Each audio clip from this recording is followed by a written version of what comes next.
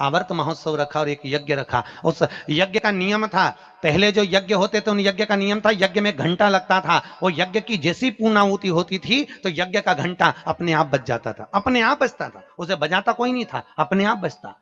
आज यज्ञ का घंटा नहीं बजा तो युधिष्ठिर ने पंडितों से पूछा, ब्राह्मणों आपने यज्ञ करवाया पर ये यज्ञ का घंटा नहीं बजा।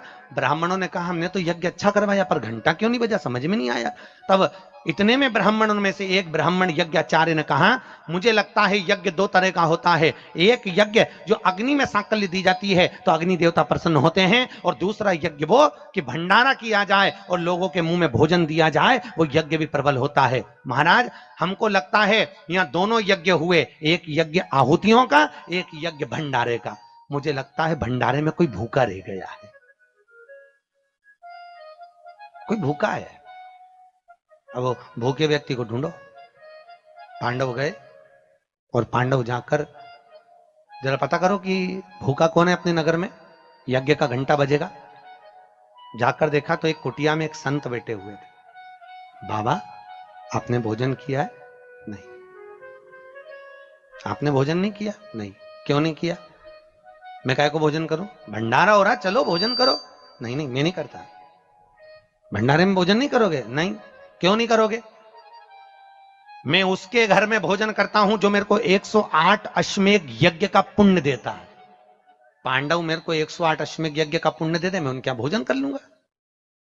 अब पांडवों ने सोचा अपनी जिंदगी में पहला तो अश्वमेध यज्ञ कर रहा है और 108 अश्वमेध यज्ञ तो हमने कभी जिंदगी में नहीं करे, तो हम इसको पुण्य कहां से दे बाबा को।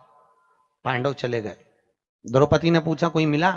हाँ एक संत मिला है पर 108 अश्वमेध यज्ञ का पुण्य मांग रहा है। द्रौपदी ने कहा चलो मैं लेके आती हूं उस बाबा को।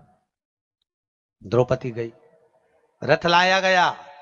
द्रौपदी ने कहा रथ में बैठकर नहीं जाऊंगी, पैदल जाऊंगी। चप्पल लाई, द्रौपदी ने कहा नग्न पैर से जाऊंगी।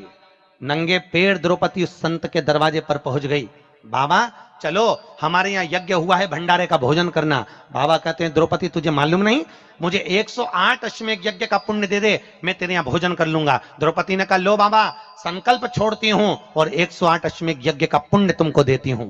संत ने कहा द्रौपदी तेरे पति ने तो कभी पूरे यज्ञ नहीं करे, तूने कब कर लिए? द्रौपदी बोली बाबा मैंने सुना है मेरे कृष्ण के मुख से, जब कोई व्यक्ति अपने घर से निकलकर किसी संत के दरवाजे पर, किसी कथा के पंडाल में, किसी मंदिर पर, किसी तीर्थ में पैदल पैदल जाता है, जितने कदम चलकर जाता है उतने अश्वमेध यज्ञ वो अपने जीवन के कर लेता है। महाराज उतने अश्वमेध यज्ञ वो अपने जीवन के करता है। और द्रौपदी ने कहा बाबा मैं तुम्हारे दरवाजे पर चलकर आई हूं, 18,000 कदम मैं चलकर तेरे दरवाजे पर पहुंची हूं, उसमें से 108 अश्वमेध यज्ञ तुमको देती हूं।